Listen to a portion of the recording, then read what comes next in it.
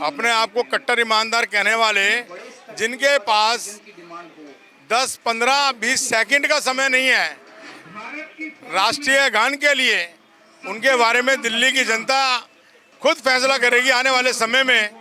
किस तरीके से आज ने अपमान जो किया है उसकी हम घोर निंदा करते हैं और मुख्यमंत्री कहने के लायक नहीं है केजरीवाल, इस बात की हम निंदा करते हैं। इससे ये लगता है कि राष्ट्रगान के प्रति उनके मन में कोई सम्मान नहीं है और राष्ट्रगान के प्रति मन में जब कोई सम्मान नहीं तो इसका माना जाना चाहिए कि भाई वो देश के प्रति भी उनके मन में कोई सम्मान नहीं है।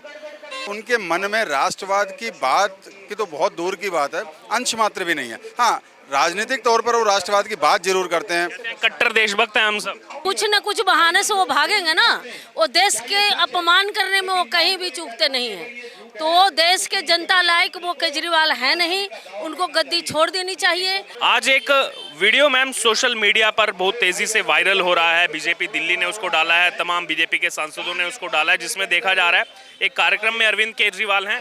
कार्यक्रम की समाप्ति पर जैसे राष्ट्रगान बजने लगता है, 52 सेकंड का राष्ट्रगान होता है हमारा, वो राष्ट्रगान बजने से पहले उनके अधिकारियों को इशारा करते हैं, वो मना कर देते हैं कि नहीं, केजरीवाल बहुत व्यस्त हैं, वो रुक नहीं सकते, उनको जल्दी जाना है, और वो बिना राष्ट्रगान हुए ही वहाँ से निकल जाते हैं।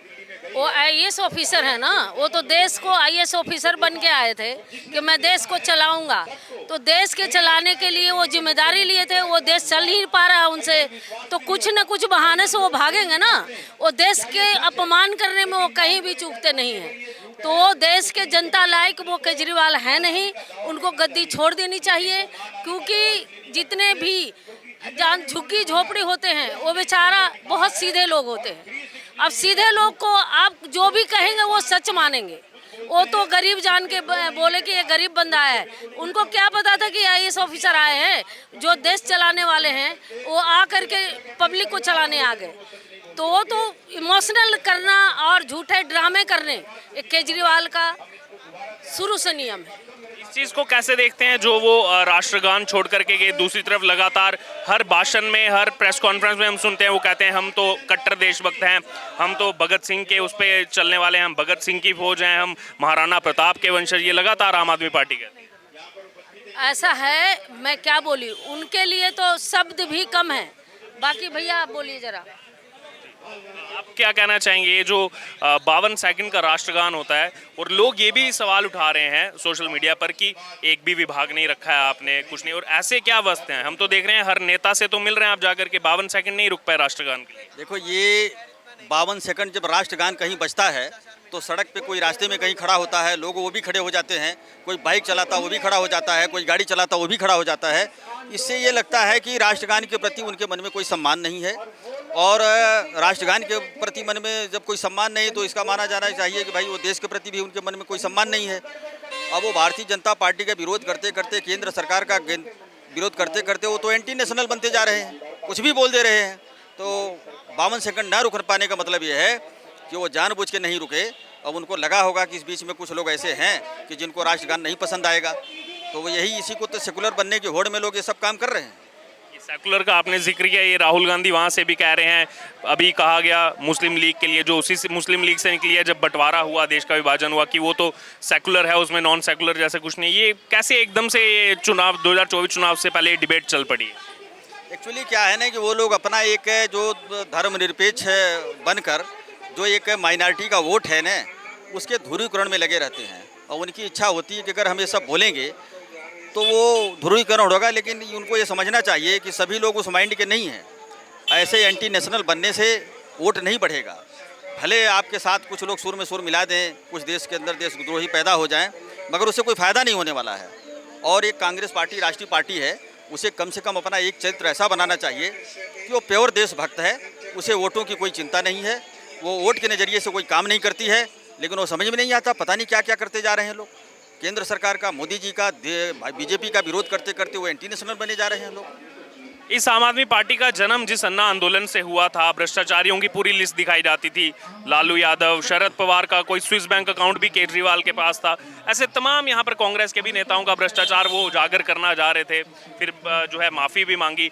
अब जो है देखा जा रहा है सबके पास जा रहे हैं कि मेरे साथ आ जाओ, बीजेपी को हराना है, 24 में सब मिल जाओ। कांग्रेस के भी पीछे लगे हैं, कह रहे हैं कि अगर आप साथ में नहीं आते यानी कि आप संविधान के खिलाफ हो गए। आप यहाँ पर 140 करोड़ जनता के खिलाफ बता रहे हैं कांग्रेस को कि आप हमारे साथ नहीं आ रहे। देखिए, सबसे बड़ी बात है, दिल्ली एक केंद्र शासित स्टेट है। यहाँ पे एक तरीके से मानिए त्रिस्तरीय व्यवस्था है। नगर निगम है, दिल्ली सरकार है, केंद्र सरकार है। यहाँ राष्ट्रीय राजधानी है, सभी देशों के दूतावास हैं। और कोई ऐसा कदम मान लो भविष्य में कुछ ऐसा उठा लें कि मान लीजिए कोई जापान के प्रधानमंत्री आ रहा हो, उन्होंने कहा कि हम रूट नहीं लगने देंगे, तो फिर उस स्थिति में क्या होगा? कहीं विदेश का कोई डेलीगेशन आ रहा है, उसमें वो रोड़ा बन गए। तो कुल मिला जुला के उनको काम करना नहीं है। एक कहावत आपने सुनी होगी, नाच न आवे आंगन टेढ़ा। नाचने का ढंग नहीं है, बस आंगन को टेढ़ा बता के निकल लिया जाए। अच्छा, मान लीजिए अगर बीजेपी गवर्नमेंट ने, केंद्र सरकार ने इनको कोई काम करने ही नहीं दिया, तो किस बिहाफ पे बोलते हैं कि हमने ये काम कर दिया, हमने वो काम कर दिया, हमने वो काम कर दिया? जब आपको सरकार ने काम ही नहीं करने दिया है तो आपने दिल्ली में इतने सारे काम कैसे कर दिए? तो सबसे बड़ी प्रमाण ये है कि आदमी एक नंबर का मतलब कि झूठा है। और जिन जिन लोगों को बताए थे ये कि फ्रॉड है, बेईमान है, चोर है, आज उन्हीं के पीछे पीछे जा जाके आप नाक रगड़ रहे हो, घुटने टेक रहे हो, और लेकिन मिलना कुछ नहीं है वहाँ से। बस जरूर है कि जैसे सारे दल एक जो विपक्षी दल जो एक रूटीन राजनीति करते हैं, वैसे भी एक रूटीन राजनीति में रम गए हैं। अब वो जो इनका अपना नैतिक मूल्यों की राजनीति थी, मॉरल वैल्यूज की, वो सब समाप्त है, वो कुछ भी नहीं है। जैसे एक आखिरी कमेंट इस चीज़ पर लेना चाहूँगा कि जैसे आज जो है ज़मानत याचिका रद्द हुई, मनीष सिसोदिया की पत्नी, उनकी हालत ख़राब है, वो लगातार अस्पताल जा रहे हैं। इसी बीच सोशल मीडिया से मैं सवाल उठाना चाहता हूँ। लोग जो प्रतिक्रिया दे रहे हैं, लोग कह रहे हैं कि आज जैसे कोर्ट ने कहा कि आप एम्स के बोर्ड ऑफ डायरेक्टर से कंसल्ट कीजिए, उनके पास जाइए। सत्येंद्र जैन को हमने देखा, वो भी कहीं और इलाज करा रहे हैं। लोग कह रहे हैं कि ये भारत रत्न मांग रहे थे सत्येंद्र जैन के लिए कि बेस्ट दुनिया का हेल्थ मॉडल हुआ है आज, लेकिन खुद बाकी अस्पतालों में जा रहे हैं। यही बात है। देखिए, इन्होंने कहा कि हमारे दिल्ली के अस्पताल दुनिया के सारे अस्पतालों से अच्छे हैं। प्राइवेट अस्पतालों से निकल के लोग दिल्ली के सरकारी अस्पतालों में आते हैं। अरविंद केजरीवाल की पत्नी की तबीयत खराब हुई, वो भी प्राइवेट अस्पताल में गई। मनीष सिसोदिया कोरोना काल में बीमार हुए थे, वो भी प्राइवेट अस्पताल में गए थे। अभी उनकी पत्नी का इलाज हुआ, वो भी गए थे। और उसके साथ साथ इनके जितने नेता हैं दिल्ली के सरकारी अस्पतालों में इलाज नहीं करवाते हैं, और दिल्ली के सरकारी स्कूलों में इनके बच्चे नहीं पढ़ते हैं। मोहल्ला क्लिनिक का नाम बार-बार है। मोहल्ला क्लिनिक में तो ये दूर दूर तक झांकने भी नहीं जाते हैं।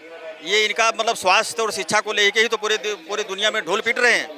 तो भाई, अगर आपका स्वास्थ्य मॉडल इतना अच्छा है तो आपके नेता, आपके परिवार, नेताओं के परिवार के लोग दिल्ली के अस्पतालों में, सरकारी अस्पतालों में क्यों नहीं जाते हैं? आपके स्कूल अगर इतने अच्छे हैं तो फिर वो आपके बच्चे स्कूलों में क्यों नहीं जाते हैं? इसका मतलब आप खाली पाखंड कर रहे हो, ढोंग कर रहे हो, और ये सब ज़्यादा दिन चलने वाला नहीं है। लोग समझ चुके हैं। आपकी पत्नी प्राइवेट स्कूल अस्पताल में क्यों गई थी? जब लोगों ने ज़्यादा सोशल मीडिया पे लिखा शुरू किया तो थोड़े शर्म के बारे 1-2 घंटे चले जाते, फिर निकल के चले जाते हैं लोग। तो ये सब नौटंकी है, ड्रामा है, पाखंड है। और धीरे धीरे जो है बीजेपी जिस अभियान में लगी हुई है तो काफ़ी हद तक उस मामले में कामयाब है। अब लोगों को कम से कम ये पता चल गया कि जो हमारे विपक्ष के नेता घूम रहे हैं उनसे कहीं अलग नहीं है। ये भी उसी रास्ते के फकीर हैं और उसी पे जाएंगे, इसके अलावा इनके पास कुछ नहीं। सर, बीजेपी दिल्ली ने आज एक वीडियो ट्वीट किया अरविंद केजरीवाल का, जिसमें देखा जा रहा है वो एक कार्यक्रम में है। वहां पर जैसे ही राष्ट्रगान बजने लगता है तो उस समय वहां पर वो मना कर देते हैं कि नहीं, बहुत व्यस्त उनका शेड्यूल है, उनको जाना है। तो एक 52 सेकंड के कार्यक्रम के लिए भी वो नहीं रुके, राष्ट्रगान के लिए नहीं रुके, और अपने आप को लगातार कट्टर जो है देशभक्त बताते हैं। इससे उनकी मानसिकता का पता लगता है कि वो कितने राष्ट्र प्रेमी हैं। अपने आप को कट्टर ईमानदार कहने वाले, जिनके पास 10, 15, 20 सेकंड का समय नहीं है राष्ट्रीय गान के लिए, उनके बारे में दिल्ली की जनता खुद फैसला करेगी आने वाले समय में किस तरीके से। आज ने अपमान जो किया है उसकी हम घोर निंदा करते हैं, और मुख्यमंत्री कहने के लायक नहीं है केजरीवाल, इस बात की हम निंदा करते हैं। सर, लेकिन हम देख रहे हैं यहाँ पर 52 सेकंड राष्ट्रगान के लिए नहीं दिखे, लेकिन पूरे देश भर में तो वो घूम रहे हैं। हेमंत सोरेन से मिल रहे हैं, शरद पवार से मिल रहे हैं कि समर्थन दे दो, बीजेपी के खिलाफ, बीजेपी को हराना है। वही मैंने कहा ना, अपने काम के लिए, अपने पर्सनल काम के लिए उनका जो एजेंडा है कि भाजपा को बदनाम करना, और किस तरीके से जो अध्यादेश आया है उसकी रोक के लिए वो इस काम को कर रहे हैं।